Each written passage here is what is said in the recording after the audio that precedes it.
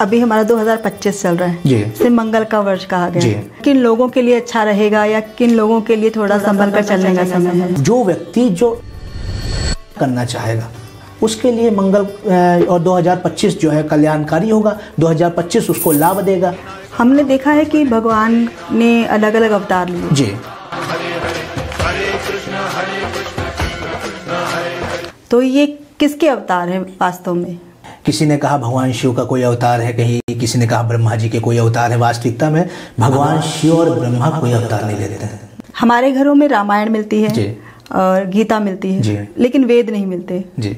तो इसका क्या कारण हो सकता है? अब ये तो हमारी कहते नहीं है कि कहीं ना कहीं हमारी ही कमियां हैं। ये समय के साथ कोई ऐसा ठोस तो हमारे पास आधार है नहीं कि यही वेद थे, जी, यही लिखा था वेदों में, यही हमारी रामायण में लिखा था। कई बार प्रश्न उठते हैं जी, तो इसका क्या आधार है कि ये मौलिक हैं या ये सही है? आपके गले में हाथों में रुद्राक्ष देख रही हूँ, तो रुद्राक्ष ही क्यों? रुद्राक्ष को कहा गया है भगवान शिव के परमानंद की अवस्था के आंसू हैं रुद्राक्ष। ये प्रेमानंद महाराज जी कहते हैं नाम जपो नाम जपो, इसके पीछे क्या रहस्य है? नाम जप से व्यक्ति के व्यवहार में परिवर्तन आता है, व्यक्ति के चरित्र में परिवर्तन आता है और ज्ञान की जो ज्ञानाश्री शाखा है वो उसकी चरमता तक व्यक्ति पहुंच जाता है। जो हमारे रत्न होते हैं जी, जो स्टोन्स की बात होती है, जी, तो ये ग्रहों से संबंधित है क्या? इन्हें पहनने से ग्रह हो जाते हैं ठीक? नकली रत्न मार्केट में बिक रहे हैं। बहुत बड़ा इसका समझ लीजिए बाजार बन गया है। चाइना वो नकली रत्न बना रहा है, कांच बिक रही है, उसको लैब में लेबोरेटरी में रेडी किया जा रहा है। मैं आपके ये पॉडकास्ट आपके शो के माध्यम से बताना चाहता हूँ, जिन भी व्यक्तियों की राहु की महादशा जा रही है और व्यक्ति की मनोस्थिति ठीक नहीं है, समझ में नहीं आ रहा है कि राहु की महादशा क्या चल रहा है और ज्योतिषी बता भी रहे हैं कि आप ये उपाय कीजिए वो उपाय कीजिए, उस उपायों के साथ एक ये उपाय करके देखिए। जिनकी भी राहु की महादशा चल रही है वो अपने साथ, जब आप चंद्रमा की बात करते हैं तो कभी भी ऐसे किसी व्यक्ति का चंद्रमा स्ट्रांग नहीं हो सकता है, मानसिक सुख प्राप्त नहीं कर सकता है जो अपनी माता के साथ अच्छे व्यवहार बना के नहीं रह रहा है। कोई भी व्यक्ति का बुद्ध काम नहीं कर सकता है, अच्छी बचत उसके पास नहीं हो सकती है जब तक कि उसके बहन से उसके रिश्ते अच्छे नहीं होंगे। तो इसलिए हमको जो विधाएं, जो विद्याएं, जो हमको वेद, हमारे पुराण, हमारे उपनिषद, हमारे धार्मिक ग्रंथ मिले हैं, उसका जब हम आदर सम्मान करेंगे, उससे हम जब अपने जीवन में सीख लेंगे तो निश्चित तौर पे जान लीजिए हमारे आगे का जीवन सहज और सरल हो जाएगा।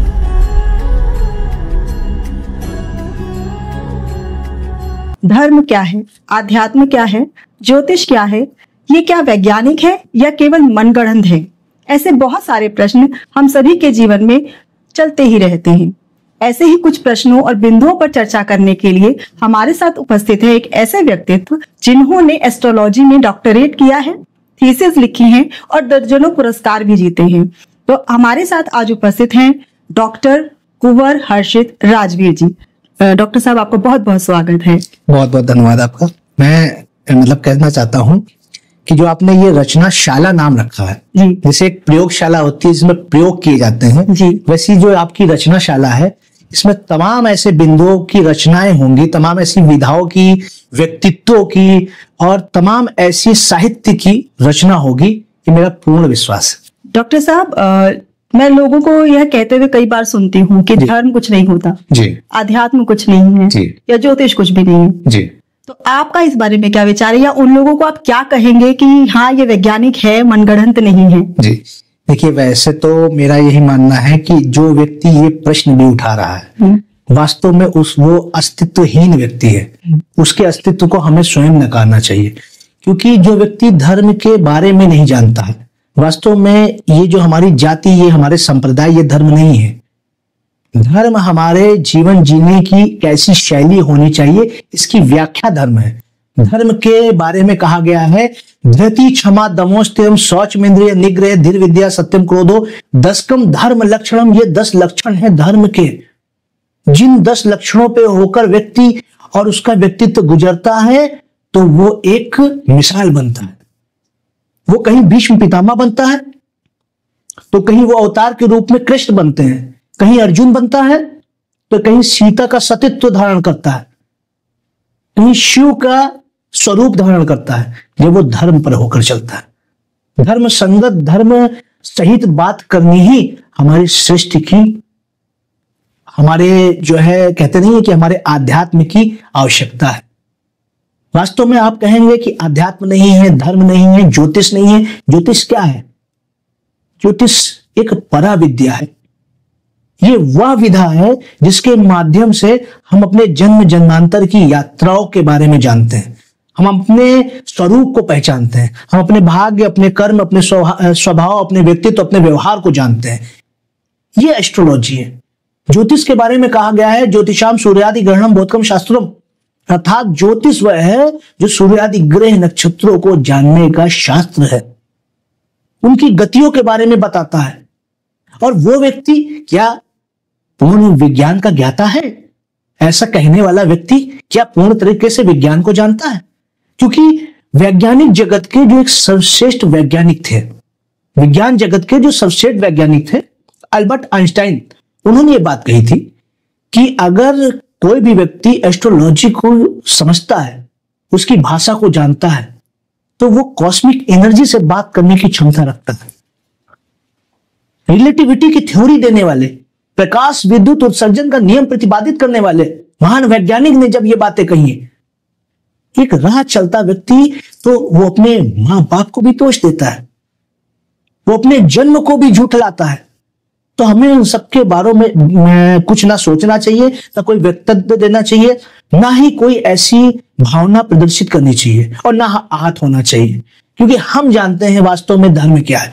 हम जानते हैं वास्तव में हमारी जो आध्यात्मिक चेतना है, हमारी जो विधाएं हैं, हमारी जो 4 वेद है, हमारे 18 पुराण है, हमारे उपनिषद है, हमारे धर्म ग्रंथ है, हमारे शास्त्र है, वो क्या है हम जानते हैं। उसी को मूल बिंदु मान के, केंद्र बिंदु मान के समस्त राष्ट्र ने उन्नति की है। आज हमारा भारतवर्ष आध्यात्मिक चेतना की वजह से संपूर्ण विश्व में विश्व गुरु की उपाधि प्राप्त किए बैठा है, और ये आज से नहीं, अनंत काल से चला आ रहा है। नालंदा, तक्षशिला और काशी विश्वविद्यालय जैसे तमाम ऐसी जो ज्ञान के भंडार थे, जो समय समय पे तमाम देशों से यात्री आए, राजा आए, उन्होंने देखा हमारे ज्ञान के आधार को, हमारे यहां हमारी पुराणों की गाथाओं को समझा। ये बार बार हुआ है, एक बार नहीं हुआ है। कौन से ऐसे राष्ट्र का व्यक्ति है जो हमारे कृष्ण के प्रेम को नहीं जानता, हमारे कृष्ण के धर्म को नहीं जानता, हमारे शिव के तांडव को नहीं जानता, हमें हमारे शिव के सरलता को नहीं जानता, हमारी नौ दुर्गा के स्वरूप को नहीं जानता। तो ये अवस्थाएं हैं, उसमें अगर एक लेस मात्र कुछ ऐसे राक्षसी प्रवृत्ति के लोग हैं तो हमें उन्हें नकार देना ही हमारे लिए सही रहेगा। क्योंकि देखिए, नेगेटिव एनर्जी को ज्यादा समय तक अपने पास नहीं रखना चाहिए। आप स्वयं देखिए, हमारा जो जन्म हुआ है, हमारी जो शरीर की संरचना है, रूपरेखा है, वो स्वयं नेगेटिविटी बर्दाश्त नहीं करती है। आप देखिए, आप दिन में एकदम से लाइट चली जाती है, ठीक है, आज चलिए रोशनी है, कल तो दीपक के माध्यम से या सूर्य के माध्यम से, अन्य चीजों के माध्यम से प्रकाश होता था, तो हमारे आंखें बेचैनी होने लगती, हमारे मन में बेचैनी होने लगती। क्यों? क्योंकि हम प्रकाश के नियम पे चलते हैं। तो ज्योतिष वही है, ज्योतिष शब्द से उत्पत्ति हुई है। ज्योति का क्या कार्य है? ज्योति हमारे जीवन में प्रकाश लाती है, अंधकार का नाश करती है, नव चेतना देती है। तो ये अवस्था है। अभी आपने नवचेतना कहा जी। और अभी नवरात्र भी चल रहे हैं जी। और ज्योतिष के नवचेतना के विषय में आप बात करें, तो क्या इन दोनों का आपस में कोई संबंध है? निश्चित तौर पे देखिए, हमारे यहाँ एस्ट्रोलॉजी में सर्वप्रथम 9 ग्रहों की व्याख्या की गई। 9 ग्रह का जो कॉन्सेप्ट है वो है क्या? हर ग्रह को अपने अलग अलग दायित्व मिले हैं। हमारी जो सृष्टि में जो भी समझ लीजिए घटित हो रहा है, या हमारे जो कर्मों की व्याख्या के आधार पे ही हमें वो ग्रह अवस्थाएं मिली है, हमको उसी के आधार पे भाग्य मिला है, हमको उसी के आधार पे प्रारब्ध मिला है, उसी के आधार पे हम अपना जीवन, अपना स्वभाव, अपने व्यक्तित्व, अपनी जो मन की स्थिति हो, आत्मा की स्थिति है, शरीर की स्थिति है, उसके आधार पे जीवन जी रहे हैं। जैसे 9 ग्रह हैं, हर ग्रह का अपना अलग दायित्व है। ये जो हमारी कैबिनेट है, इस कैबिनेट में जैसे सूर्य को आत्म कारक कहा गया है, आत्मा का कारक ग्रह। चंद्रमा को मन का कारक कहा गया है, बृहस्पति को ज्ञान का कारक कहा गया है, और मंगल को साहस का कारक कहा गया है, शनि को कर्म का कारक कहा गया है। और शुक्र को इच्छाओं का कारक कहा गया है, बुध को हमारी गणनाओं का कारक कहा गया है, हमारी सोचने की शक्ति का कारक कहा गया है। इसी प्रकार राहु केतु है, जो एक मोक्ष का कारक है तो एक माया का कारक है। ये 9 ग्रहों की जो अवस्थाएं हैं, जैसे मैंने सभी के बारे में आपसे बात कर ली, इसी प्रकार हमारी 9 दुर्गा का स्वरूप है। एक ब्रह्मचारिणी है, एक स्कंद माता है, एक कात्यायनी है। तो उन सबका अपना अलग अलग स्वरूप है, रूप है, ऊर्जा एक ही है। आदि शक्ति के ये 9 स्वरूप हैं। आदि स्वरूप, आदि शक्ति जब आपका पालन करने के स्वरूप में आती है तो वो दूसरा रूप ले लेती हैं। जब आपकी बुराइयों का संहार करने पे आती हैं तो वो भद्रकाली का रूप ले लेती हैं। जब आपके अंदर ज्ञान का स्वरूप जगाती हैं तो वो तीसरा रूप ले लेती है। इसी प्रकार से जो हमारे जीवन में 9 की संख्या है, 9 चेतना है, 9 जागरण है, वो इसी प्रकार है। एक मां कभी देखिए आपको डांटती है, एक मां कभी आपको अन्न खिलाती है, एक मां कभी आपको प्यार करती है, और वही मां आपके लिए जीवन संगनी लाती है या जीवन साथी लाती है, उसकी चिंता करती है। आपके समस्त जीवन के प्रति वो चिंता कर रही है, क्योंकि आप उसी की संतान है। समस्त जगत जो है आदि शक्ति की ही संतान है। उनको चिंता है हमारी, वो हर रूप में दर्शा रही है। लेकिन हम आपसे पूछना चाहते हैं, 9 दुर्गा का जो भाव है वो 9 रात्रि तक ही क्यों, 9 दिवस का ही क्यों, वो वर्ष में 2 बार ही क्यों, वो संपूर्ण समझ लीजिए जीवन में क्यों नहीं, हर वर्ष क्यों नहीं, वर्ष के 365 दिन क्यों नहीं? क्योंकि वास्तव में हम एक स्त्री की पूजा करके एक उदाहरण, एक दर्शन ले रहे हैं। उसके आधार पर हमको अपनी माता, हमको अपनी पत्नी, हमको अपनी बहन, अपनी पुत्री, इन सबका सम्मान करना चाहिए। ये वही दर्शन दे रही हैं। लेकिन हम व्रत रह के, हम भोग लगा के, हम दीपक जला के, हम ज्योति जला के, हम आराधना करके हम उनको प्रसन्न नहीं कर सकते।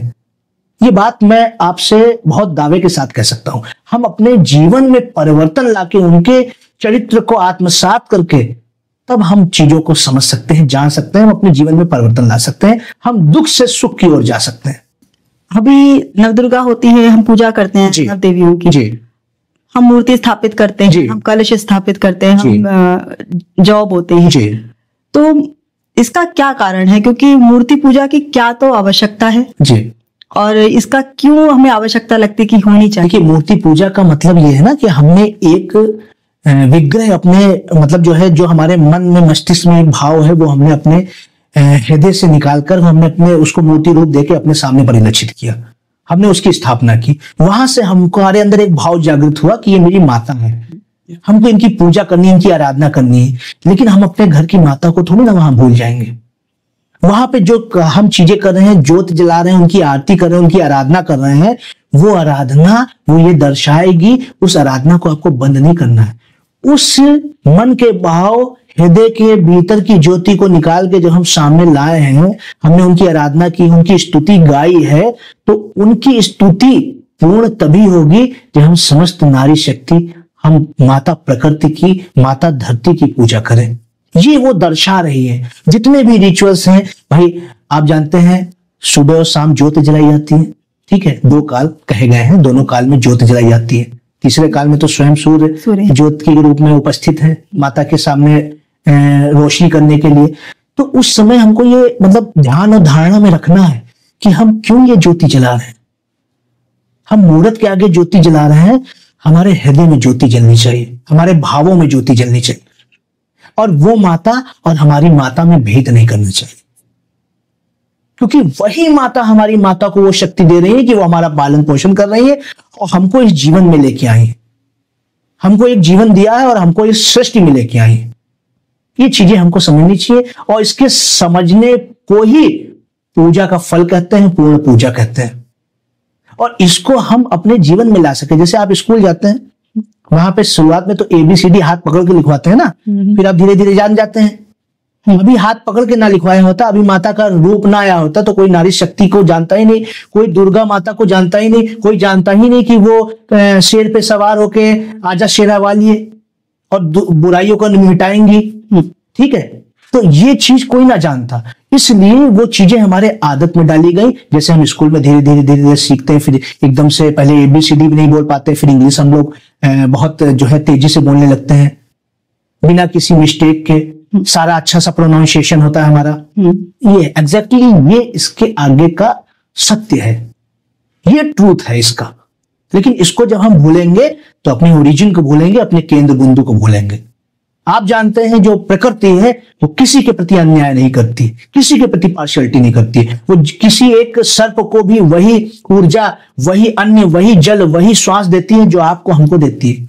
वो किसी श्वान को भी वही अन्न, वही जल, वही श्वास देती है जो हमको आपको भी देती है। और वो भी ना उसके लिए कोई धर्म है, ना जाति है, ना संप्रदाय है, ना कोई समझ लीजिए मनुष्य है, ना अन्य कोई योनि है। उसके लिए तो सब उसकी संतानें हैं। हमने देखा है कि भगवान ने अलग अलग अवतार लिए जी, तो ये किसके अवतार हैं वास्तव में? देखिए हमारे यहाँ जैसे अवतारवाद की बात हुई, ठीक है, किसी ने कहा भगवान शिव का कोई अवतार है, कहीं किसी ने कहा ब्रह्मा जी के कोई अवतार है। वास्तविकता में भगवान शिव और ब्रह्मा कोई अवतार नहीं लेते हैं, क्योंकि जो सृष्टि को पूर्ण करते हैं, विध्वंस करते हैं, विध्वंस का कोई अवतार नहीं होता है। अवतार होता है मोह का, अवतार होता है पालन करने वाले का। इसीलिए जब भी अवतार की बात आती है तो भगवान श्री हरि विष्णु अपनी जो ये सृष्टि है जिसका वो पालन कर रहे हैं उसके मोह में आके अवतार लेते हैं और समय समय पर आके शिक्षा देते हैं। जिस प्रकार उन्होंने 8 अवतार लिए, हर अवतार में आपने देखा होगा उन्होंने सृष्टि को बचाया। सृष्टि के आरंभ में आपने देखा होगा कि हिरण्याक्ष नाम के एक राक्षस ने जब धरती को वो लेके चला गया और उसने मतलब जो आकाश गंगा में एक समुद्र है उसमें ले जाके धरती को छुपा दिया, तब उन्होंने वाराह अवतार लिया। ठीक है, उसके बाद आपने देखा कि राजा सत्यवत की कथा जानते हैं, ठीक है, ऋषि मुनियों से सप्तऋषि थे उनकी कथा जानते हैं। जब वेद उपस्थित हो गए, पुराण उपस्थित हो गए, सारी चीजें उपस्थित हो गई, उसके बाद क्या हुआ, धरती पे जल प्रलय आने वाला था। और जब धरती पे जल प्रलय आने वाला था तो उस समय उन्होंने मत्स्य अवतार लिया और उन राजाओं को, उन ऋषि मुनियों को, उन हमारे ज्ञान के आधार हमारे वेदों की रक्षा की। इसी प्रकार तीसरा अवतार उन्होंने कूर्म अवतार लिया। फिर हिरण्याक्ष मतलब को वध करने के लिए अवतार लिया, हिरण्यकश्यप का वध करने के लिए अवतार लिया, क्योंकि हिरण्यकश्यप एक समय कहता था कि भगवान कोई है ही नहीं, मैं ही भगवान हूं। तो अगर उस समय उन्होंने हिरण्यकश्यप का वध नहीं किया होता तो क्या आप श्री हरि विष्णु की पूजा, भगवान राम की पूजा, श्री कृष्ण की पूजा, भगवान भोलेनाथ की पूजा कर रही होती? नहीं कर रही होती। अगर वो भगवान श्री हरि विष्णु कच्छप का अवतार लेके ना आते, समुद्र मंथन ना होता, तो क्या आप स्वर्ण और रजत और ये जो हमारी औषधि है, चंद्रमा है, ये जो है अवस्था, ये जो रत्न के रूप में 14 रत्न हमको प्राप्त हुए, क्या ये आपको प्राप्त होते हैं?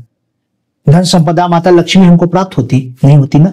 माता लक्ष्मी का आशीर्वाद हम लोगों को मिलता नहीं मिलता ना।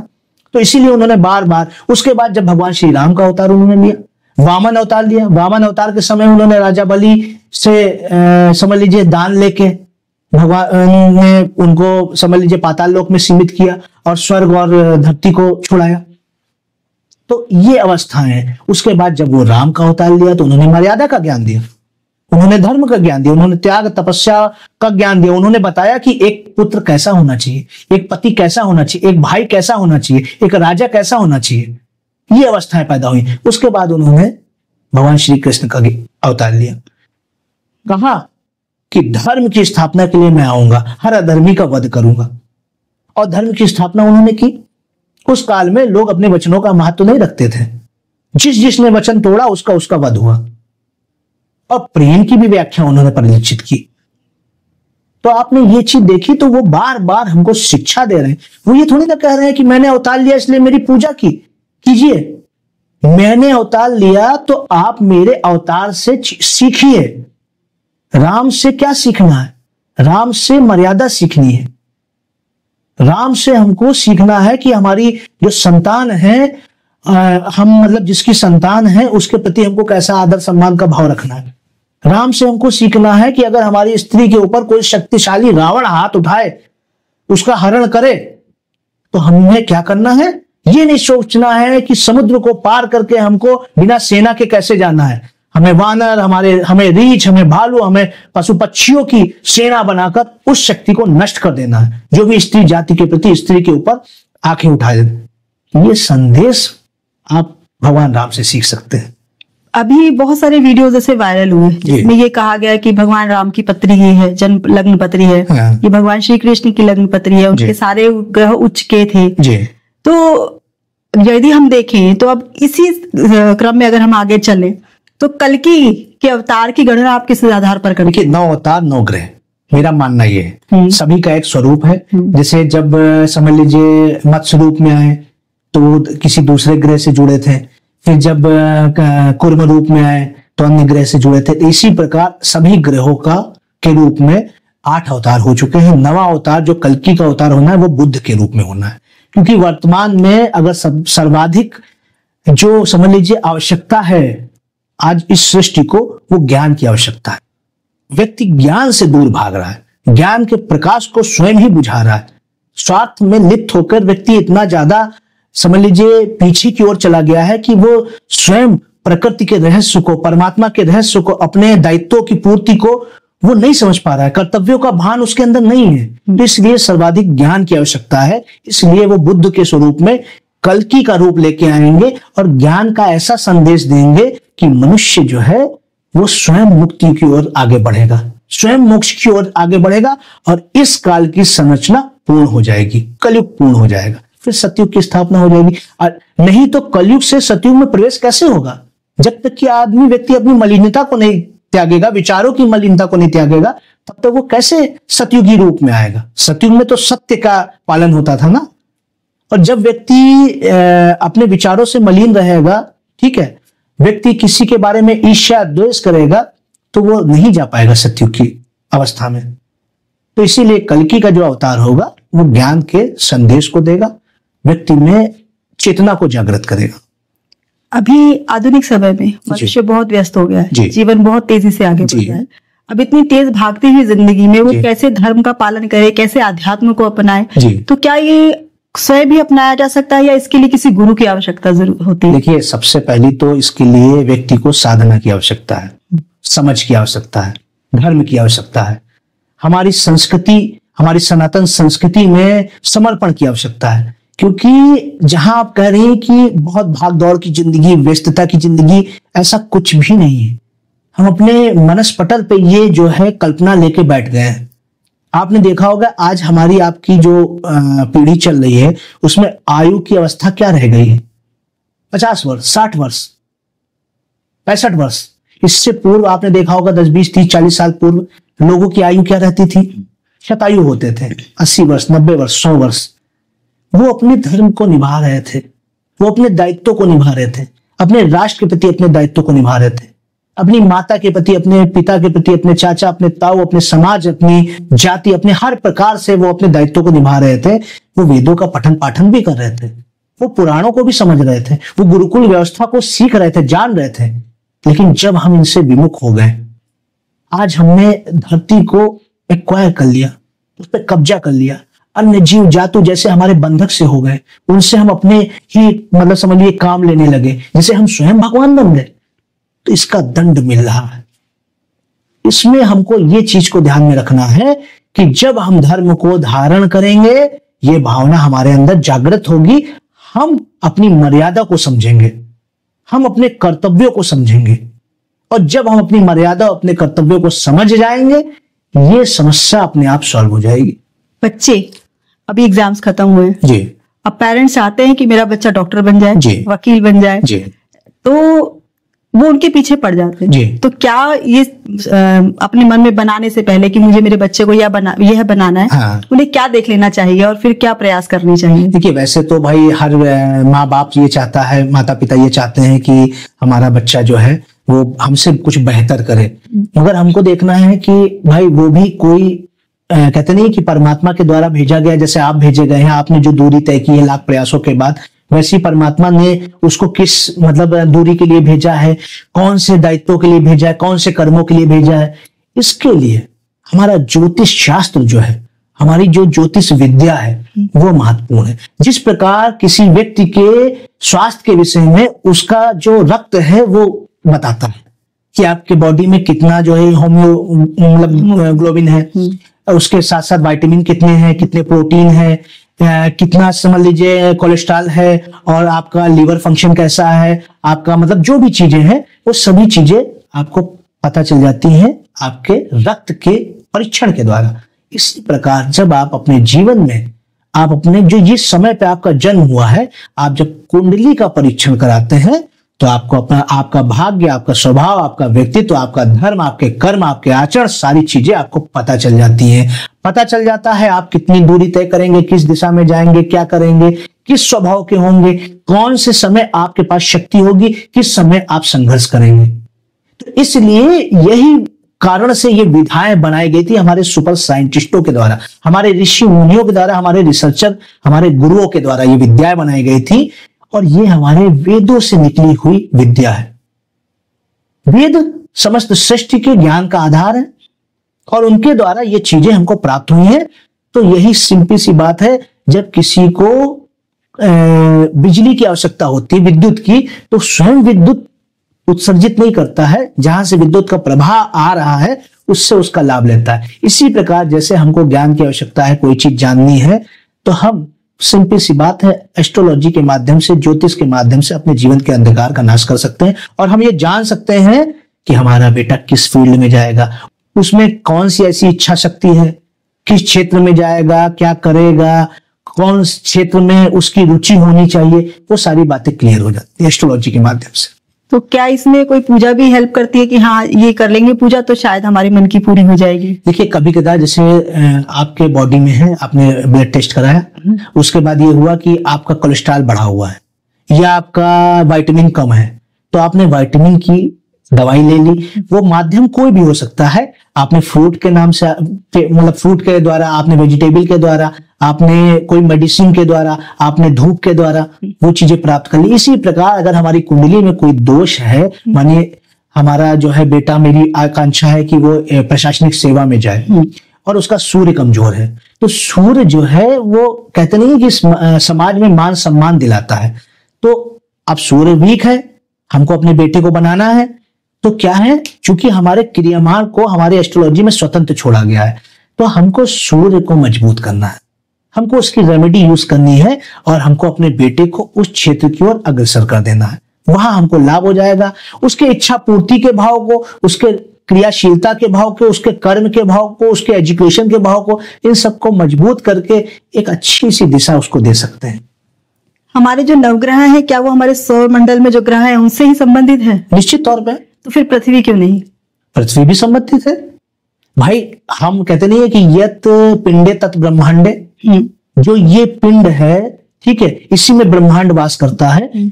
तो जहां पे कहते नहीं है कि आपने ऑफिस खोल के रखा है, लेकिन ऑफिस का मैनेजमेंट तो वो सभी लोग करेंगे ना जिनको आप निर्धारित करेंगे।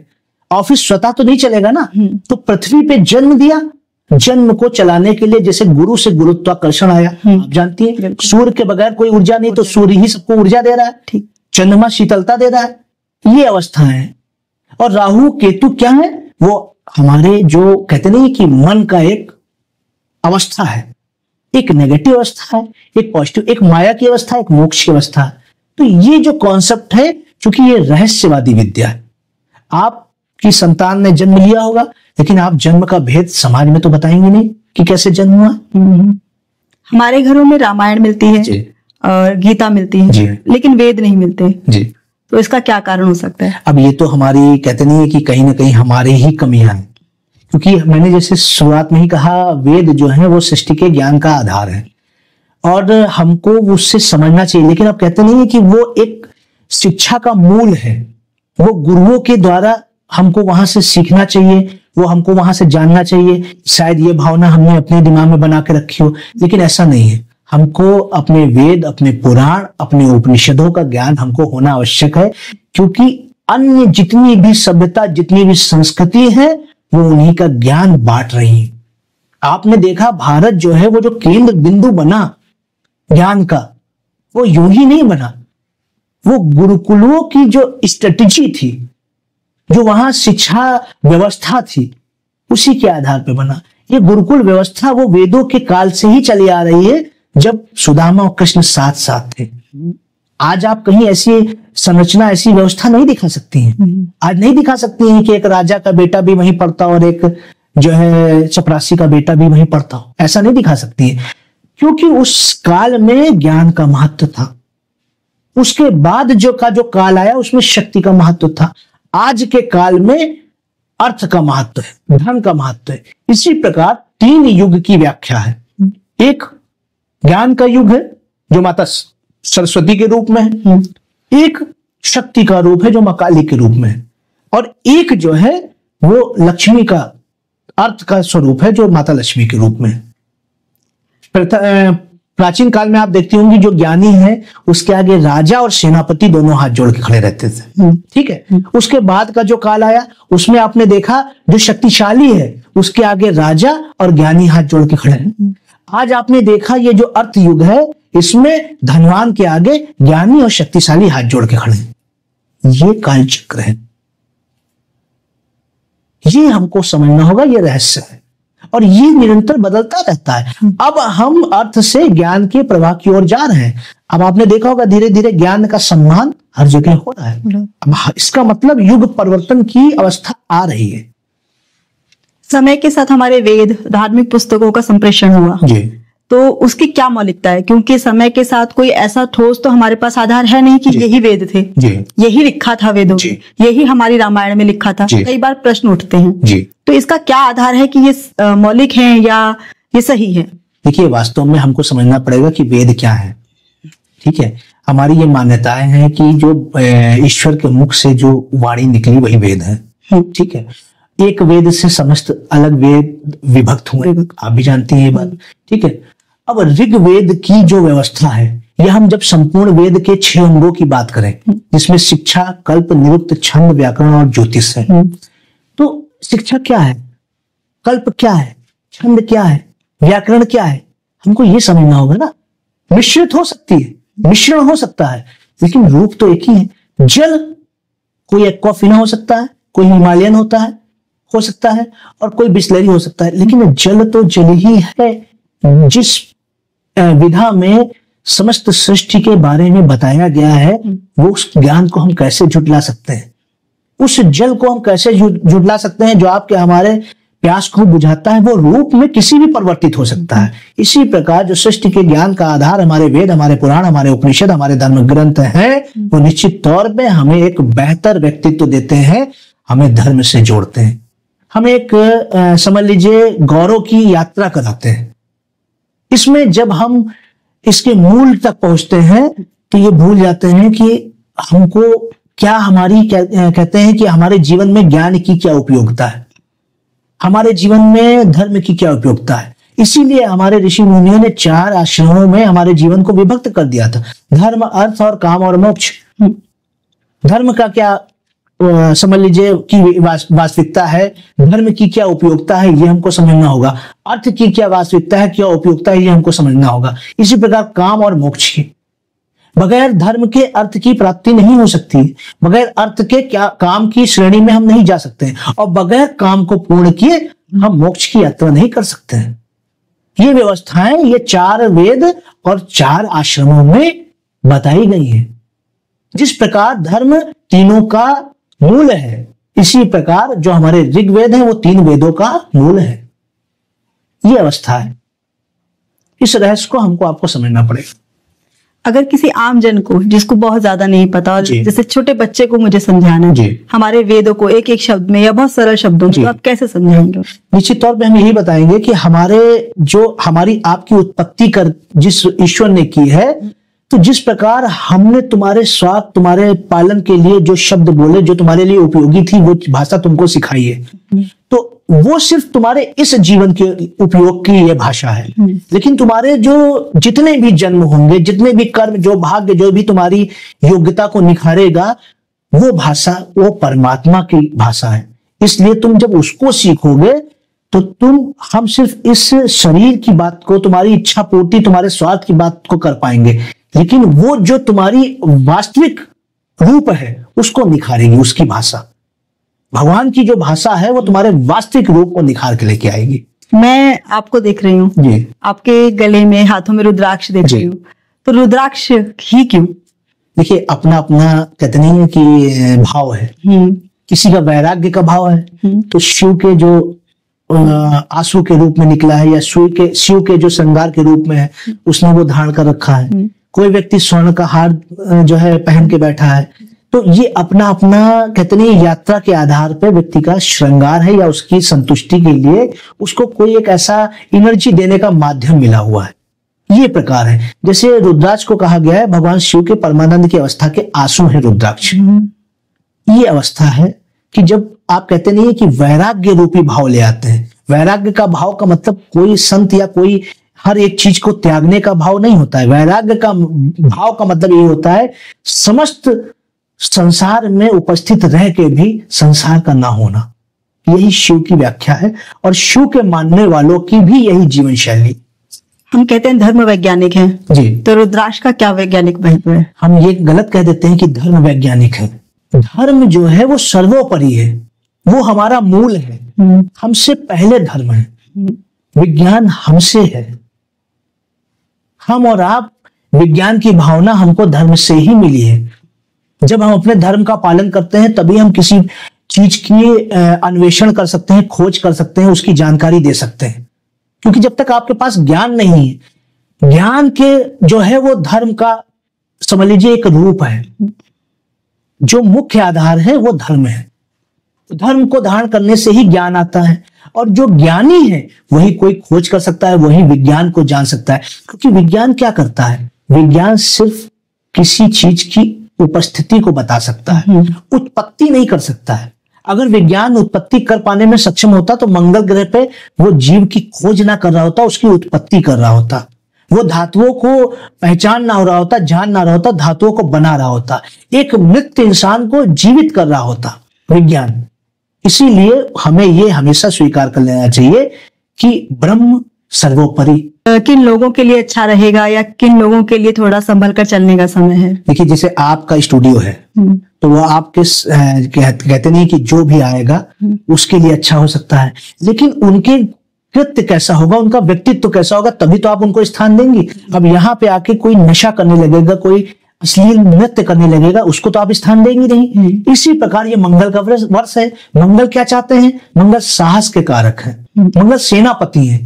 तो जो व्यक्ति जो साहस से अच्छा करना चाहेगा, वो साहस के द्वारा अपने महत्वाकांक्षाओं की पूर्ति करना चाहेगा, धर्म की स्थापना करना चाहेगा, ज्ञान की प्राप्ति करना चाहेगा, माता पिता की सेवा करना चाहेगा, या वो मंगल के गुण अर्थात बजरंगबली के गुण को धारण करेगा, उसके लिए मंगल और 2025 जो है कल्याणकारी होगा। 2025 उसको लाभ देगा।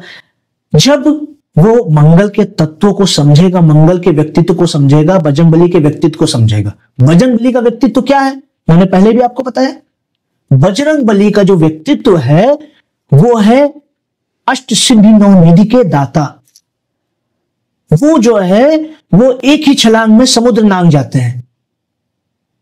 वो अपने भुजाओं पे प्रभु श्री राम को बैठा के पाताल लोक से धरती लोक ले आते हैं। वो जो रावण को परास्त कर देते हैं, जिनका कोई शत्रु नहीं है, तो वो अवस्था है। लेकिन वो क्या कर रहे हैं? वो मर्यादा के दास बने हुए हैं, वो धर्म के दास बने हुए हैं। तो जो व्यक्ति में ये सब गुण होंगे और वो धर्म के दास होगा, मर्यादा का दास होगा, उसके लिए 2025 कल्याणकारी होगा। वो चाहे शनि प्रधान व्यक्ति हो, गुरु प्रधान व्यक्ति हो, बुध प्रधान व्यक्ति हो, उसकी चाहे राहु की महादशा चल रही हो, शनि की महादशा चल रही हो, कोई 7.5 चल रही हो, मांगलिक हो, कोई दोष हो, उससे कोई मतलब नहीं है। जिसका जो वर्ष है, जिसकी जो कैबिनेट है, जिसकी जो रूम है, जैसे आपका ऑफिस है, तो आप देखेंगे कि हमारे यहाँ आके कोई ज्ञान की बात कर रहा है तो आप उसका स्वागत करेंगे, अन्यथा उसको कंप्लेंट करके उसको बाहर निकालेंगे। ये वास्तविकता है। हम और आप इन बातों को स्वयं डिकोड कर सकते हैं। तो क्या कोई ऐसे तरीके हैं जिनको पूजा पाठ करके ठीक किया जा सकता है? निश्चित तौर पे देखिए, बहुत से ऐसे तरीके हैं। हम अपने जीवन में जब परिवर्तन लाएंगे, हम अपने मानसिक चेतना के आधार पे, हम अपने अच्छे कर्मों के आधार पे, सत्कर्मों के आधार पे, हम धर्म से जुड़कर, हमको धर्म क्या सिखाता है? हमको धर्म न्याय सिखाता है, हमको धर्म त्याग सिखाता है, तप सिखाता है, दया सिखाता है, दान सिखाता है। यही तो सिखाता है हमको धर्म। जब हम ये भावनाएं अपने हृदय में धारण करेंगे तो निश्चित तौर पे हमारी जो जीवन की समस्त जो समस्याएं हैं उनका नाश होगा। अभी मंगल का साल कहा जा रहा है, जी। तो अक्सर सुनती हूँ कि हनुमान जी की पूजा करो। जी। तो हनुमान जी की पूजा करो, किस रूप में करो?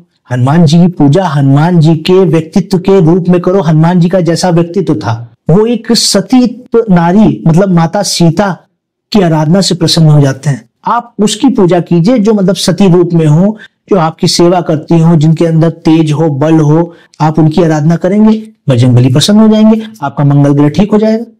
आप अपनी पत्नी, अपनी माता, अपनी प्रकृति का ध्यान दीजिए, उसकी सेवा कीजिए, आराधना कीजिए, आपका मंगल स्ट्रांग हो जाएगा। उसी प्रकार वो भगवान श्री राम के भक्त हैं, वो सुग्रीव के मित्र हैं। सुग्रीव अर्थात एक मर्यादा का अंश कह सकते हैं कि उसने अपने भाई के खिलाफ कुछ नहीं किया। ठीक है, ऐसी कई चीजें हैं। जब हम उन व्यक्तित्वों के महानुभूति के रहस्यों को समझेंगे तो हम जान जाएंगे। हम कभी कदार आप देखते होंगे, हमको जब उदाहरण दिया जाता है तो कहा जाता है देखो तुम्हारे पापा ऐसे हैं, तुम भी ऐसे बनो।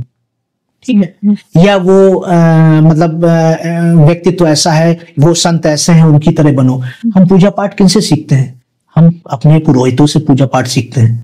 वो उस विधि से पूजा पाठ करते हैं, इसलिए सीख जाते हैं। तो इसी प्रकार हमको चीजों को सीखना है, सीख के अपने जीवन को सुधार करना है। प्रेमानंद महाराज जी कहते हैं नाम जपो नाम जपो, इसके पीछे क्या रहस्य है? देखिए, वो जो है, चूंकि वो उस शक्ति के स्वरूप को, उस ज्ञान के स्वरूप को, उस चैतन्यता के स्वरूप, माँ राधा के स्वरूप को वो जानते हैं। तो वो कहते हैं राधे राधे कहो। उसके प्रवास से आपके हृदय में माँ राधा आके बसेंगी। और जब कोई समझिए ज्योतिर्मय स्वरूप, ऊर्जा का परम स्रोत आपके हृदय में आके जब विद्यमान हो जाएगा तो पाप कर्मों से आप मुक्त हो जाएंगे। पाप कर्मों की तरफ आप जा ही नहीं पाएंगे। तो इसका कॉन्सेप्ट यही है कि जब आप अपने रूम का जो मतलब समझ लीजिए एटमॉस्फेयर है, जब बहुत ज्यादा स्पिरिचुअल बना देंगी, बहुत अच्छा बना देंगी, तो उसमें कोई नेगेटिविटी प्रवेश नहीं कर पाएगी। इसी प्रकार ये जो रूम है हमारा, ये जो शरीर है, इसमें जब अपने हृदय में, जो हृदय हमारा है, जहां परमात्मा हमारी आत्मा का मुख्य केंद्र बिंदु है, वहां पर हम राधा जैसे स्वरूप को, जो धर्म की धारा है, उसके स्वरूप को हम अपने भीतर बसा लेंगे तो हम किसी भी पाप कर्म, किसी भी समझ लीजिए कुविचार, किसी भी दुर्भावना को स्थान नहीं दे पाएंगे। इसीलिए नाम जप से व्यक्ति के व्यवहार में परिवर्तन आता है, व्यक्ति के चरित्र में परिवर्तन आता है, और ज्ञान की जो ज्ञानाश्री शाखा है वो उसकी चरमता तक व्यक्ति पहुंच जाता है। जैसा कि प्रेमानंद जी भी पहुंचे हुए हैं, उन्होंने नाम जप के आधार पे ही ज्ञान की ज्ञानाश्री शाखा के वो वर्तमान में सर्वश्रेष्ठ बिंदु बन के बैठे हुए हैं। अभी उनकी मैंने एक वीडियो देखी जिसमें वो बेहद आहत हुए जब वे सुबह जाते हैं वृंदावन का, अपना पूरा एक पग फेरा उनका होता है। वहां पर जो लोग वीडियोस बना रहे थे वो उनके बहुत समीप आ गए और उनसे उनको असुविधा हुई। तो क्या ये व्यवहार एक साधु के साथ, एक संत के साथ, एक समाज का ठीक है? मेरे अनुसार तो हमको ज्ञान को लेना चाहिए। हम जब कभी हम प्रेमानंद जी से अटैच करते हुए तमाम हम ऐसे सिद्ध स्थानों की बात करते हैं, हम जब देखते हैं कि हम उन सिद्ध स्थानों में जा रहे हैं तो हम वहां पे ये भूल जाते हैं कि हम वहां की ऊर्जा की अनुभूति करने आए हैं, उस ऊर्जा को ग्रहण करने आए हैं। हम मोबाइल के कैमरे में कैप्चर करके उस फोटो को, उस ऊर्जा से हम विमुक्त रह जाते हैं। इसी प्रकार जब आपको प्रेमानंद जी को के दर्शन करने हैं, मानिए आपके अंदर ऐसा एक भाव उत्पन्न हुआ है, वैसे तो वो एक संदेश दे रहे हैं, वो दर्शन नहीं दे रहे हैं। दर्शन करना है तो परमात्मा की कीजिए, दर्शन करना है तो अपने माता पिता की कीजिए, सेवा करनी है तो अपने माता पिता की कीजिए, आराधना करना है तो अपनी माता पिता की कीजिए, अपने गुरुओं की आराधना कीजिए। आपको तो वो संदेश दे रहे हैं, उस संदेश को आप घर पे बैठ के भी ले सकते हैं, ग्रहण कर सकते हैं। लेकिन व्यक्ति में एक जिज्ञासा है कि उनके बगल में खड़े होकर हम फोटो खिंचाएंगे और उसको अपने स्टेटस पे डालेंगे, उसको हम रील बनाएंगे तो हम वायरल हो जाएंगे, हम पहचाने जाने लगेंगे। पहचान आप अपनी ज्ञान से कीजिए, पहचान आप अपनी व्यक्तित्व से कीजिए। ये क्षणिक की हुई पहचान आपको निरंतर एक उपलब्धि नहीं दिला पाएगी। अगर आपकी कोई वीडियो लाख लोग, 5 लाख लोग, 10 लाख लोग देख रहे हैं तो उससे कोई महत्व नहीं, आपके जीवन का स्वरूप नहीं बदलेगा। जब आप अपने कर्मों के माध्यम से जाने जाएंगे, अपने धर्म के माध्यम से जाने जाएंगे, अपनी नीति, अपने नियम के व्यवहार के माध्यम से जाने जाएंगे, महत्व इस बात का है। अगर हम इसे ज्योतिष से जोड़कर देखें, इस समय पर बहुत क्रेज है रील्स का, इंस्टाग्राम का, तो क्या ये जो हमारा समय चल रहा है ज्योतिष में ऐसी क्या हमारी बैठी हुए हैं ग्रह कि जिसकी वजह से ये इतना बढ़ गया? देखिए, कहते नहीं है कि माया का समय, माया का काल चल रहा है। तो माया का दाता जो है वो राहु है, माया प्रधान है राहु। राहु क्षणिक जो है, जो समझ लीजिए सफलता भी देता है, और राहु जो है अकस्मात चीजों का कारक है।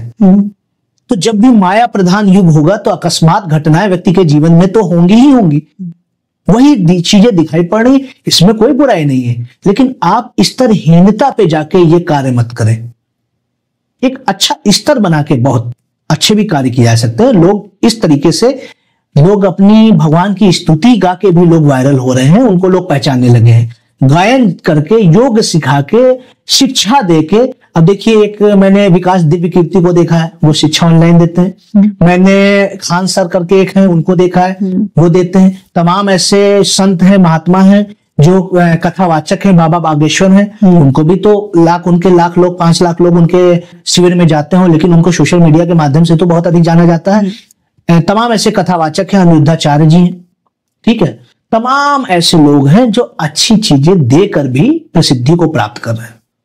और ये ध्यान कर लीजिए, सिद्धि जब जब धर्म के चरणों में जाके विराजमान होगी, प्रसिद्धि का रूप ले ही लेगी। इसीलिए हर व्यक्ति को सिद्धि जब उसको चाहिए होती है, या जब वो सिद्ध होना चाहता है, तो उसे धर्म के चरणों में जाकर बैठ जाना चाहिए। प्रसिद्धि का रूप तो स्वयं ही ले लेगी।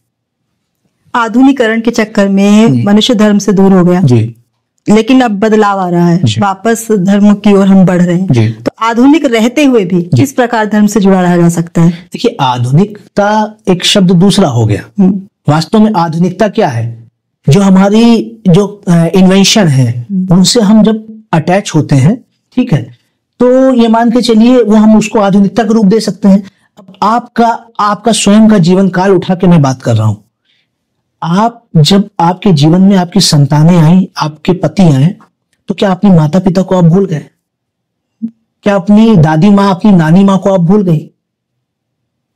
क्या जब आपने मतलब पॉडकास्ट शुरू किया, टीचिंग शुरू की, तो वो जो टीचिंग में जो छोटा से ज्ञान तक की जो वर्णमाला आपने पढ़ी थी, उसका उपयोग किए बिना आप शिक्षा देने लगी?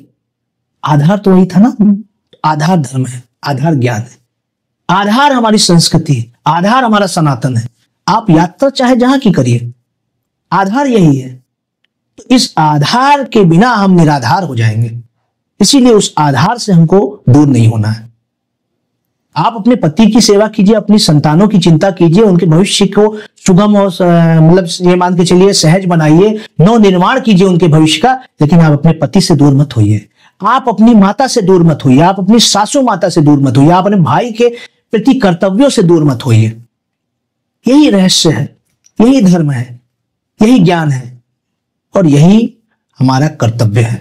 कोई व्यक्ति क्रिकेटर है, कोई राजनेता है, कोई अभिनेता बन जाता है, तो उनकी पत्रिका में, लग्न पत्रिका में ऐसा क्या विशेष होता है कि वो एक विशेष क्षेत्र भी जाते हैं? देखिए, सबकी अपनी अपनी चाहें हैं और सबकी अपनी अपनी राहें हैं। उसी चाह के आधार पर राह है। अब जैसे कहते नहीं है कि आपके अंदर जो भाव जन्म लेगा, वो कहीं ना कहीं वो भाव तभी जन्म ले रहा है जब उस यात्रा पे आपको जाना है। कई बार आप देखती होंगी कि बहुत से लोग कोई और चीज सोच रहे हैं और होता उनके साथ कुछ और है। बार बार वो जॉब में करते हैं, जॉब में मतलब समझ लीजिए सफल नहीं होते हैं, सक्सेस नहीं होते हैं, फिर बाद में बिजनेस करते हैं, उसमें सफल हो जाते हैं। लेकिन कोई कोई व्यक्ति पहले ही कोई बिजनेस करते हैं, वहां से सफलता प्राप्त कर लेते हैं। ये जो है आपके जन्म जन्मांतर के जो कर्म है, जो आपका जो संचित कर्म है, उसके ही आधार पर ये चीजें संभव है। जैसे किसी व्यक्ति को खेल जगत में प्रसिद्ध होना लिखा है, खेल भी मनोरंजन करता है, मनोरंजन से संबंधित जो ग्रह है वो उसके स्ट्रांग होंगे। कोई भी खिलाड़ी जो एथलीट्स है, वो बगैर शारीरिक ऊर्जा के एथलीट्स नहीं बन सकता है। वो चाहे मानसिक हो, चाहे वो दैहिक हो, वो तो मतलब उस पर निर्भर करता है खेल पे। लेकिन वो प्रसिद्धि तभी अर्जित करता है जब वो शारीरिक ऊर्जा का, मानसिक ऊर्जा का प्रयोग करता है, अर्थात मंगल का प्रयोग करता है, बुद्ध का प्रयोग करता है। उसका मंगल स्ट्रांग होना चाहिए, उसका बुद्ध स्ट्रांग होना चाहिए। और मनोरंजन तभी कर पाएगा जब उसका चंद्रमा स्ट्रांग हो, कर्म निरंतर तभी कर पाएगा जब उसका शनि स्ट्रांग हो। तो इसीलिए ये 4 ग्रह उसके कहीं ना कहीं इनमें से कोई एक ग्रह स्ट्रांग होना जरूरी है। इसी प्रकार प्रसिद्धि प्राप्त तब करता है जब शुक्र स्ट्रांग हो या राहु स्ट्रांग। आपने देखा होगा कि बहुत से ऐसे लोग हैं जो कहते हैं कि व्यक्ति बहुत अहंकारी है, लेकिन आप ये नहीं जान पाते हैं कि वो उसका अहंकार नहीं है, वो उसका स्वाभिमान है। अक्सर ये होता है कि जब गुरु आपका बहुत अच्छी पोजीशन में जाके बैठ जाता है, गुरु उच्च का होता है, स्वग्रही होता है, तो ऐसा व्यक्ति स्वाभिमानी होता है। उसके स्वाभिमान को लोग अहंकार के रूप में जानने लगते हैं। आपने जैसे प्रश्न किया, तमाम ऐसे फिल्म अभिनेता, तमाम ऐसे समझ लीजिए सेलिब्रिटी जो है, वो चाहे राजनेता हैं, तो उनकी कुंडली का क्या अवस्था है? उनकी कुंडली में पहले से ऐसे ग्रह विराजमान होते हैं। जब कभी आप देखेंगे कोई भी राजनेता की कुंडली उठा ले, सैकड़ों की संख्या में, हजारों की संख्या में, लाखों की संख्या में ऐसी कुंडली होगी। अगर किसी भी व्यक्ति की, किसी भी जातक की जन्म लग्न कुंडली में राहु स्ट्रांग पोजीशन में जाके विराजमान है, सूर्य उच्च का है, सूर्य अच्छी पोजीशन में है, व्यक्ति राजनेता निश्चित तौर पे बनेगा। किसी भी व्यक्ति की जन्म लग्न कुंडली में शनि स्ट्रांग है, वो व्यक्ति कर्मयोगी होगा, वो व्यक्ति न्यायिक स्वभाव का होगा, न्यायप्रिय होगा, और कहीं ना कहीं वो वकील या जज भी बन सकता है। इसी प्रकार जैसे मंगल स्ट्रांग है तो वो व्यक्ति एक चिकित्सक भी बन सकता है, बहुत अच्छा। बुध स्ट्रांग है, वो शिक्षक हो सकता है, वो वक्ता हो सकता है, वो बैंकिंग सेक्टर में जा सकता है। इसी प्रकार शुक्र स्थान है, मतलब स्ट्रांग है, तो वो व्यक्ति सौंदर्य प्रसाधन से संबंधित चीजों का व्यापार, व्यवसाय, जॉब कुछ भी कर सकता है। ऐसे ही चंद्र भी है, वो खुशहाली वाला, मनोरंजन वाला, कोई कॉमेडियन हो सकता है। चंद्रमा जिसका बहुत अच्छा है वो कॉमेडियन हो सकता है। इस तरीके से ये चीजें हैं। इसी प्रकार जैसे किसी व्यक्ति का सूर्य अच्छा है तो वो ज्यादातर आप देखेंगे सूर्य अच्छे होने वाले व्यक्ति प्रशासनिक सेवा में जाते हैं। ये अवस्थाएं, ग्रह हमको ये अवस्थाएं देती हैं, वही हमारे अंदर भाव जगाते हैं और भाव के पथ पे हम आगे बढ़ते हैं और सफलता अर्जित करते हैं। कई बार पत्रिकाओं में राजयोग होते हैं जी, लेकिन पूरा जीवन निकल जाता है, लेकिन वो राजयोग इंसान को सही दरवाजा हमने नहीं खटखटाया। 10 दरवाजे हैं एक मार्केट में, एक घर में 10 दरवाजे हैं, और हमने क्या किया कि सही दरवाजा नहीं खटखटाया। इसका ज्ञान होना हमको बहुत ज्यादा जरूरी है। आपके बॉडी में हमको ब्लड की कमी है, ब्लड चढ़ाना है, और व्यक्ति आपको ब्लड पिला देगा तो क्या आप स्वस्थ हो जाएंगी? आपको सही नसों का ज्ञान होना चाहिए कि किस नस में ब्लड चढ़ाएंगे आपके शरीर में सर्कुलेट होगा। तो ये जो हमारे रत्न होते हैं जी, जो स्टोन्स की बात होती है, जी, तो ये ग्रहों से संबंधित है क्या? इन्हें पहनने से ग्रह हो जाते हैं ठीक? देखिए ये तो निश्चित तौर पे है कि ये एक एनर्जी को समझ लीजिए, एनर्जी का संचार हमारे जीवन में, हमारे शरीर में करते हैं। जैसे किसी व्यक्ति का मानिए शनि थोड़ा सा कमजोर है, या मतलब शनि उसको स्ट्रांग करना है, उसको शनि से लाभ लेना है, तो बहुत लोग ब्लू सफायर यूज करते हैं। इसी प्रकार येलो सफायर बृहस्पति के लिए है, जो है मोती जो है वो चंद्रमा के लिए है, मूंगा जो है वो मंगल के लिए है, राहु के लिए गोमेद है, केतु के लिए लहसुनिया है, शुक्र के लिए डायमंड है, और सूर्य के लिए रूबी है, या कह सकते हैं माणिक्य है, और मंगल के लिए मूंगा है। लेकिन आज के समय में बहुत ज्यादा इसका व्यवसायीकरण हो गया। नकली रत्न मार्केट में बिक रहे हैं, बहुत बड़ा इसका समझ लीजिए बाजार बन गया है। चाइना वो नकली रत्न बना रहा है, कांच बिक रही है, उसको लैब में, लेबोरेटरी में रेडी किया जा रहा है, जबकि वास्तविक जो रत्न होते हैं वो लाखों वर्ष वो ग्रहों से ऊर्जा प्राप्त करके धरती में दबे रहते हैं। उसके बाद वो ऊर्जाएं उनको उस समय मिलती हैं, उस ऊर्जा का अंश हमारे भीतर बनता है, जाके प्रवाहित होता है। जिस प्रकार आप भी समझती हैं कि जैसे हम वो खाना, समझ लीजिए खाना होता है हमारे लिए जो सुपाच्य भोजन जो होता है, तो वो कुक करके हमको दिया जाता है पका के। अगर वो उसको सड़ा या कच्चा या नकली वो भोजन हम करेंगे तो हमको कोई लाभ नहीं होगा।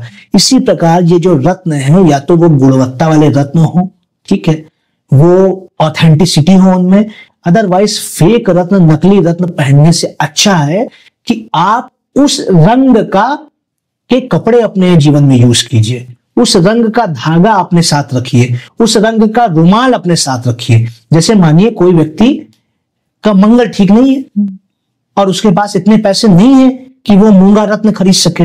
अब मूंगा रत्न खरीदेगा, स्वर्ण में बनवाएगा, उसके बाद लाखों रुपए उसमें वेस्ट होंगे।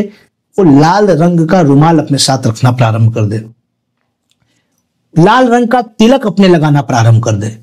आप यकीन मानिए, निश्चित तौर पे आपने देखा होगा मैं कोई रत्न नहीं पहने हूं, निश्चित तौर पे वो जो है एनर्जी उसके साथ हो जाएगी। कोई व्यक्ति का बृहस्पति कमजोर है, जुपिटर अच्छा मतलब जो है लाभ नहीं दे रहा है, कम अंश का है, कम डिग्री के होने के साथ साथ नीच अवस्था में बैठा है, या किसी ऐसे घर में जाके बैठा है योग कारक होने के बाद भी लाभ नहीं दे रहा है, व्यक्ति पीला हल्दी अपने साथ रखना शुरू कर दे। वो हल्दी इतना उस रत्न को पीछे कर देगी, क्योंकि हल्दी की गुणवत्ता तो हम जान जाएंगे ना ओरिजिनल, क्योंकि वो मार्केट में अभी इतना ज्यादा समझ लीजिए महंगी नहीं हुई है। स्वर्ण को महंगा हमने आपने किया, रत्नों को महंगा हमने आपने किया, प्रकृति ने तो उसको मुफ्त में दिया है। स्वर्ण को मुफ्त में दिया, जैसे जल और वायु और अन्य मुफ्त में दे रही है, उसका तो कोई चार्ज प्रकृति नहीं ले रही ना। उसी प्रकार रत्नों को भी मुफ्त में दिया है प्रकृति ने। प्रकृति ये नहीं जानती थी कि हम और आप व्यवसायीकरण इसका करेंगे, उसने तो स्वतंत्र छोड़ दिया था। स्वतंत्रता के सिद्धांत के आधार पर उसने इस सृष्टि की संरचना की थी। लेकिन यहां पे हम लोग क्या कर रहे हैं, एक्वायर कर रहे हैं चीजों को। हम यहां पे तानाशाही कर रहे हैं, हम जीवों के साथ तानाशाही कर रहे हैं, हम पशुओं के साथ स्वयं पशुता कर रहे हैं, हम स्वयं पशु बन रहे हैं। ये अवस्था है। अभी आपने बताया कि मंगल के लिए हम लाल रुमाल रख सकते हैं, बृहस्पति के लिए हम हल्दी रख सकते हैं, तो बाकी ग्रहों जैसे बुध के लिए क्या क्या? बुध के लिए हम हरा वस्त्र पहन सकते हैं, हरा रंग यूज कर सकते हैं, हरे ये मान के चलिए हरा रुमाल रख सकते हैं, हरा पेन अपने साथ रख सकते हैं, इस प्रकार की चीजें कर सकते हैं। वैसे ही चंद्रमा के लिए हम मान के चलिए सफेद कपड़े पहन सकते हैं, हम अपने साथ सफेद रुमाल रख सकते हैं। इसी प्रकार से तमाम ऐसी चीजें हैं, जैसे हमको मानिए शनि के लिए कुछ करना है तो हम अपने साथ एक काला रुमाल रख सकते हैं, काला धागा अपने मतलब जो है हाथ में पहन सकते हैं। हम उसके साथ साथ शनि के जो औषधि है, जैसे हम शमी का जो लकड़ी है वो अपने साथ रख सकते हैं। गुरु के लिए हम हल्दी अपने साथ रख सकते हैं, जैसे मैंने बताया। शुक्र के लिए हम दालचीनी अपने साथ रख सकते हैं, सिनेमन। शुक्र के लिए हम परफ्यूम इत्र यूज कर सकते हैं। राहु के लिए हम परफ्यूम चंदन का परफ्यूम यूज कर सकते हैं, क्योंकि राहु को सर्प की संज्ञा दी गई है। सर्प कहां पे शांत रहते हैं? चंदन में शांत रहते हैं। तो जब भी राहु की महादशा जा रही हो, मैं आपके ये पॉडकास्ट आपके शो के माध्यम से बताना चाहता हूं, जिन भी व्यक्तियों की राहु की महादशा जा रही है और व्यक्ति की मनोस्थिति ठीक नहीं है, समझ में नहीं आ रहा है कि राहु की महादशा क्या चल रहा है, और ज्योतिषी बता भी रहे हैं कि आप ये उपाय कीजिए, वो उपाय कीजिए, उस उपायों के साथ एक ये उपाय करके देखिए, या आप वीडियो सेव कर लीजिए, लोगों में शेयर कर दीजिए। जिनकी भी राहु की महादशा चल रही है वो अपने साथ चंदन का इत्र रखें और नियमित तौर पे 2-3 बार उसका यूज कीजिए। आप देखिए राहु आपको अच्छी परिणाम देना प्रारंभ कर देगा। इसी प्रकार केतु के लिए आप धर्म से जुड़िए, हरी चीजें यूज कीजिए।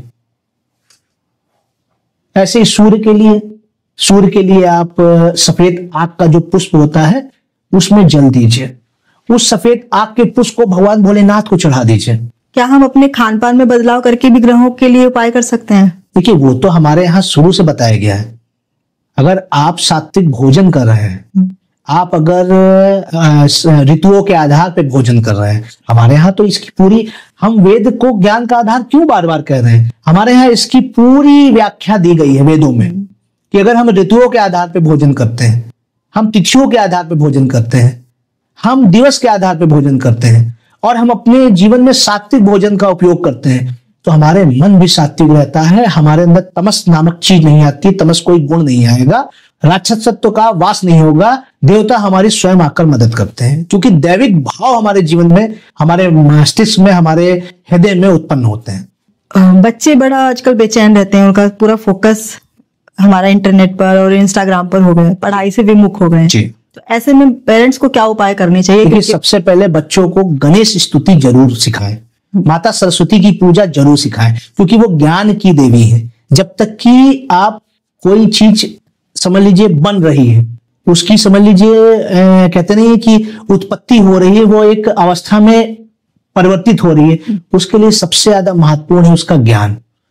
अगर वो माता सरस्वती की कृपा हो जाएगी, व्यक्ति ज्ञानी बन जाएगा, गुण उसमें आ जाएंगे। जब कोई भी व्यक्ति जब माता सरस्वती की पूजा करता है तो उसमें गुण आ जाते हैं, सद्गुण आ जाते हैं। और जब कोई सद्गुणी है तो सदमार्ग पे ही जाएगा, कुमार्ग पे नहीं जाएगा और सफलता प्राप्त करेगा।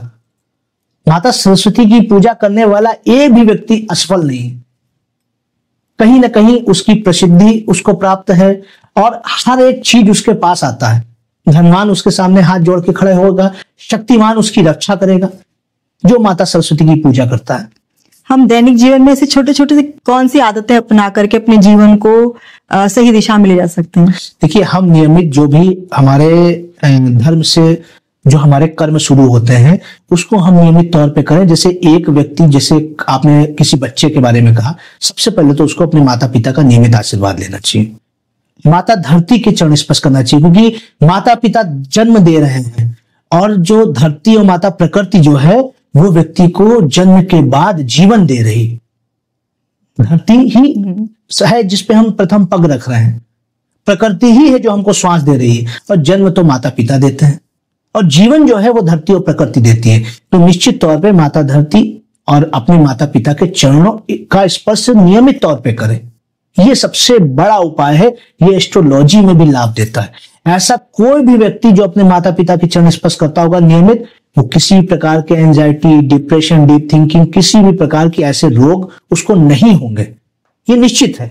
आप देखते होंगे जिनके रिलेशन अपने माता पिता से बहुत अच्छे हैं उनमें एक आत्मविश्वास झलकता है, ऐसा होता है। लेकिन जब आप उनसे विमुख हो जाते हैं तो आप अपनी दुख, अपना सुख, अपनी जो चीजें हैं, अपना जो गुण है, अपने दोष हैं, उनसे शेयर नहीं कर पाते हैं।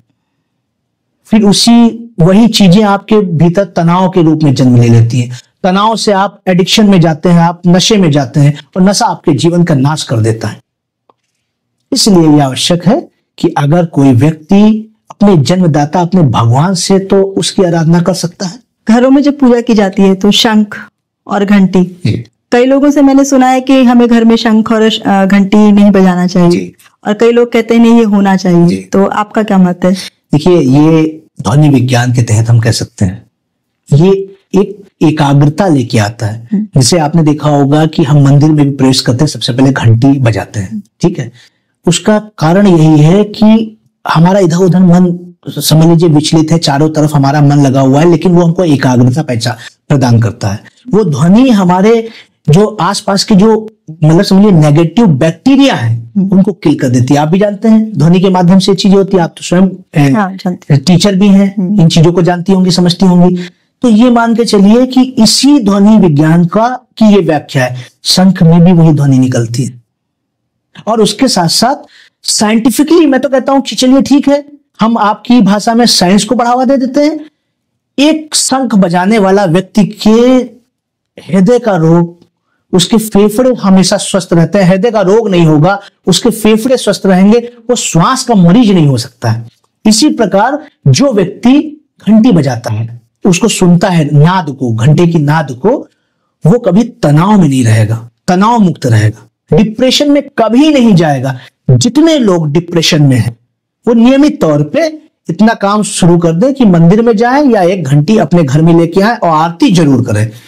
डिप्रेशन उनका दूर हो जाएगा आरती के माध्यम से। शंख बजाने से उनका डिप्रेशन दूर हो जाएगा। ये बहुत बड़ी रेमेडी है, और यही रेमेडी हमारे सुपर साइंटिस्टों ने उन काल में बताई थी। हमारा जीवन आज से 100-200 साल पहले भी सुलभ था, सरल था, जब इतनी अवस्थाएं नहीं थी, व्यवस्थाएं नहीं थी। आज हमारे पास मेडिकल साइंसेज हैं, हमारे पास ऐसी यूनिवर्सिटी हैं जो हमको समझ लीजिए व्यवहारिक ज्ञान दे रहे हैं, हमको हर एक चीज मिल रही है, हमारे पास टेक्नोलॉजी है। फिर इतना मनुष्य कितना अस्त व्यस्त क्यों है? क्यों इतने रोग हैं? क्यों इतनी पीड़ा है? क्यों इतना दुख है? क्यों इतना दर्द है? क्यों इतनी अव्यवस्था है? क्यों? क्योंकि हमने उस चेतना को मार दिया है, हमने वो जो जागृति है उसको समाप्त कर दिया है। ये जागृति अत्यंत आवश्यक है। हमने अपने आधुनिक समय में रिश्तों को भी कहीं पीछे छोड़ दिया, इतनी तेजी से हम आगे भाग रहे हैं कि उसमें हमारे रिश्तों पर असर आया है। तो जैसे पति पत्नी का रिश्ता है, माता पिता का रिश्ता है, भाई बहन का रिश्ता है, कहीं कहीं पर तो वो सिर्फ एक औपचारिक रह गए। तो उन चीजों से किस तरह ज्योतिष के माध्यम से हम उसको ठीक कर सकते हैं? देखिए, सबसे पहले मैं आपको ये बता दूं कि 9 ग्रह आपके समस्त रिश्ते नाते, आपके व्यवहार, आपके गुण, आपके दोष को परिलक्षित करते हैं। जैसे मैंने सबसे पहले आपसे, मैं कई बार ये बातें मैंने आपसे कही हैं कि जब आप सूर्य की बात करते हैं तो इसका मतलब आपके पिता से आपके रिलेशन अच्छे होने ही चाहिए। जब आप चंद्रमा की बात करते हैं तो कभी भी ऐसे किसी व्यक्ति का चंद्रमा स्ट्रांग नहीं हो सकता है, मानसिक सुख प्राप्त नहीं कर सकता है जो अपनी माता के साथ अच्छे व्यवहार बना के नहीं रह रहा है। कोई भी व्यक्ति का बुद्ध काम नहीं कर सकता है, अच्छी बचत उसके पास नहीं हो सकती है जब तक कि उसके बहन से उसके रिश्ते अच्छे नहीं होंगे। ये मतलब फैक्ट है, क्योंकि काल पुरुष की कुंडली में छठे भाव का स्वामी रोग, ऋण और शत्रु का स्वामी ही बुध है। और जब तक कि व्यक्ति अपनी बहन से अपने रिश्ते अच्छे नहीं रखेगा, उसको ये चीजें प्राप्त नहीं होंगी। रोग रहेगा, ऋण रहेगा और कहीं ना कहीं आर्थिक भी मतलब अस्त व्यस्तता रहेगी। उसी के साथ साथ आपने एक बात सुनी होगी बहुत समय पहले कि प्राचीन काल में कहा जाता था कि बेटी के घर का पानी नहीं पिया जाता है, बहन के घर का पानी नहीं पिया जाता। क्यों? आप बताइए क्यों? इसके बारे में कोई नॉलेज है? नहीं। ये हमारी एस्ट्रोलॉजी से निकला हुआ एक ज्ञान है। क्योंकि जब 6th हाउस अर्थात कालपुरुष की कुंडली का छठा भाव वो है रोग, ऋण और शत्रु का, उसकी स्वामिनी है आपकी बहन, उसकी स्वामी आपकी बहन है। तो जब आप उसको ही, जिससे हम कहते नहीं कर्जा नहीं ले सकते हैं, उससे जब आप कर्जा लेंगे, जैसे आपने शुरुआत की, आपने खान पान किया, उससे मतलब उनके यहाँ जाने आने लगे, आपने एक समय ऐसा आया कि उससे कर्ज ले लिया, बुद्ध आपका खराब हो जाएगा, रोग भी आएगा, ऋण भी आएगा, शत्रु भी आएंगे। इसीलिए ये अवस्था कही गई थी, इसीलिए ये बातें कही गई थी। इसी के साथ साथ जैसे राहु है तो उस व्यक्ति का राहु बहुत अच्छा होगा जिसके अपने बाबा से बड़े अच्छे संबंध होंगे। आप देखेंगे कि जिसके घर में बाबा की बहुत ज्यादा समझ लीजिए धाक होती है, बाबा का बड़ा अच्छा मान सम्मान होता है, उसका राहु स्वतः स्ट्रांग होता है। केतु नाना को परिलक्षित करता है। मंगल भाई को, भाई से आपको अच्छे रिश्ते बनाने हैं या मंगल स्ट्रांग करना है तो भाई से अच्छे रिश्ते बना लिए। शुक्र के लिए आपको अपनी स्त्री का बड़ा सम्मान करना है। कोई भी ऐसा व्यक्ति आर्थिक तौर पे कभी भी समझ लीजिए परेशान नहीं हो सकता जो अपनी स्त्री को सम्मान देता हो, अपनी माता को सम्मान देता हो, वो स्त्री जाति को सम्मान देता हो। ऐसा कोई भी व्यक्ति आपको नहीं मिलेगा वो धन से परेशान हो। ज्योतिष से क्या हम शरीर के अंगों को भी निश्चित तौर पे, निश्चित तौर पे, जैसे मतलब जब आप एक कहते नहीं है कि हम, चलिए आप ही की भाषा में, साइंस की भाषा में बात करते हैं, ठीक है, हमारे जो पूरे शरीर को जो कहते नहीं है जो भार लेके खड़ा है वो कौन लेके खड़ा है? पैर। पैरों को शनि की संज्ञा दी गई, दी गई। शनि सबसे ज्यादा दूर तक देखने वाले ग्रह हैं, 3री, 7वीं और 10वीं दृष्टि सबसे ज्यादा एक राशि पे जाके विराजमान होते हैं, एक राशि पर सबसे अधिक समय तक गोचर करते हैं, रहते हैं, वास करते हैं। उसके बाद सबसे जो कम समय के लिए एक राशि पे आते हैं वो कौन है? चंद्रमा, हमारा मन, सबसे ऊपर का हिस्सा हमारा, ठीक है। ऐसे ही करके जब हम सूर्य की बात करेंगे तो हमारा मस्तक, जब हम भुजाओं की बात करेंगे मंगल, जब हम पेट की बात करेंगे तो बृहस्पति, जब हम उससे नीचे की बात करेंगे तो शुक्र। यही महादशाओं का खेल है। शनि, फिर शुक्र, फिर उसके बाद बृहस्पति, इसी प्रकार से ये चीजें हैं। आप जब हमारे बीज मंत्रों का भी पाठ करेंगे तो वही चीज दिखाई पड़ेगी। जैसे आप जब मंगल के बीज मंत्र का पाठ करते हैं, ओम अंग अंगारकाय नमः, तो जब बोलेंगे, जब अंग बोलेंगे तो आपका ये भुजा फड़केगी। चूंकि मंगल का है, मंगल भुजा के रूप में बताया गया है। ओम अंग अंगारकाय नमः बोल के देखिए। ओम चंद्राय नमः, देखिए मस्तक आपका ये जो दिमाग है यहां तक आवाज जा रही है, लोग प्रैक्टिकल करके देखें।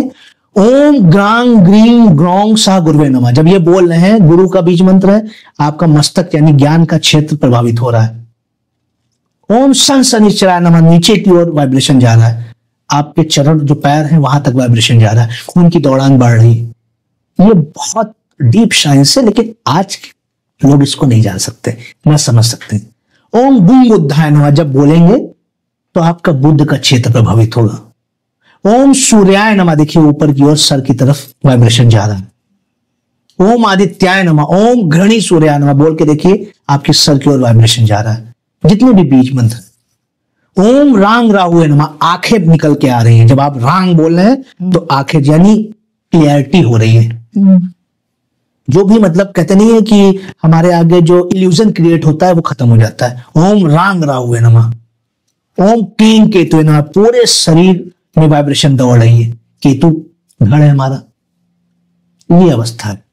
अभी हमने अंगों से जाना, हमारे भोजन से जाना, ग्रहों के बारे में, रत्नों से जाना। अब हमारा घर जी, तो घर के भी क्या अलग अलग जो दिशाएं हैं, क्षेत्र हैं, वो भी हमारे ग्रहों के प्रभावित करती हैं या उनसे संबंधित होती हैं? देखिए, 9 ग्रहों को अलग अलग दिशाएं प्राप्त है। सूर्य को जैसे पूर्व दिशा प्राप्त है, शनि को पश्चिम, ये सभी हम लोग जानते हैं। तो इसी प्रकार से ये चीजें हैं कि काल पुरुष की जब कुंडली बनी तो सूर्य को प्रथम स्थान और शनि को 7वां स्थान दिया गया। इसी एस्ट्रोलॉजी के आधार पे ही वास्तु को भी डिफाइन किया गया। सूर्य अर्थात धर्म, आप देखी होंगी सूर्य पूरब से निकलता है, देखा है आपने? इसीलिए हमारे घर में जो मंदिर है वो पूरब दिशा में होना चाहिए। हमको जो चिरकाल के लिए जो चीजें चाहिए वो हमको पश्चिम दिशा में लगानी है। इसीलिए जैसे कहते नहीं कि हमको अपने फैमिली में रिलेशन बहुत अच्छे करने हैं तो हम अपनी फैमिली की फोटो पश्चिम दिशा की तरफ हम फ्रेम करके लगाते हैं। शयन कक्ष हमारा, हमको जो सोना चाहिए वो सबसे अच्छा जो लाभ होता है, जो व्यक्ति उत्तर की तरफ पैर करके सोता है, दक्षिण की तरफ सर करके सोता है। उत्तर की तरफ कौन सा ग्रह है, दक्षिण की तरफ कौन सा ग्रह है, ये जब हम कॉम्बिनेशन बनाएंगे तो हर एक चीज का उत्तर मिलेगा। आपको मैंने खान पान के आधार पर ग्रहों की गणना बताई, आपको बीज मंत्रों के आधार पर, वाइब्रेशन के आधार पर ग्रहों की अवस्था बताई, आपको मैंने रत्नों के आधार पर, रंगों के आधार पर बताई। सब सारा ज्ञान निकला कहां से है? हमारे वेदों से निकला है, हमारे ब्रह्मांड से निकला है। तो आपका ये कहना है कि जो ये पूरी सृष्टि है ये वेदों में ही समाहित की गई है, शब्दों में उन्हें बांधा गया है, लेकिन हमारी जो श्रुति परंपरा से ये आगे बढ़ी है जी, तो अभी श्रुति परंपरा अब तो खत्म हो गई जी, तो अब इसको कैसे हम संचालित कर सकते हैं आगे के लिए? देखिए, सबसे पहले हमको अपने क्रियाओं में सुधार करना होगा, विचारों में सुधार करना होगा, कर्मों में सुधार करना होगा। हम ऑथेंटिसिटी से दूर हम स्वतः हो रहे हैं। हम अपने विचारों को चाहे तो मलिनता की ओर ले जाए, चाहे तो धर्म की ओर लेके जाए, हम चाहे तो विध्वंस की ओर लेके जाए, हम चाहे तो उसको हम निर्माण की ओर लेके जाए। ये हमारा स्वयं का चुनाव है, हमारा स्वयं का अधिकार है। इसी अधिकार की स्वतंत्रता हमको उन्होंने दी है, परमपिता परमेश्वर ने। और जब आप इसका दुरुपयोग करेंगे तो दंड भी वही दे देंगे आपको। आपके माता पिता आपको हमेशा अच्छे समझ लीजिए मार्ग पे ही, सदमार्ग पे ही चलाना चाहते हैं, लेकिन हम जब कुमार्ग पे जाते हैं तो उनको दुख होता है। और क्यों दुख होता है? क्योंकि हम अपने ही जीवन का नाश कर रहे होते हैं।